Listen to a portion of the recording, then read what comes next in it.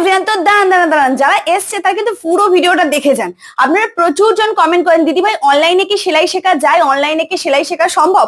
প্রথমে এই ভিডিওটা দেখে নিন, এটা আমার আগের বারের ক্লাসের ভিডিও ছিল। আপনাদের সমস্ত ভয় চলে গেছে তো? আর কোনো ভয় নেই তো যে অনলাইনে টাকা নিয়ে হয়তো আর ক্লাস করাবে না, টাকাটা চলে গেল, ওরকম কোনো ব্যাপার নেই তো?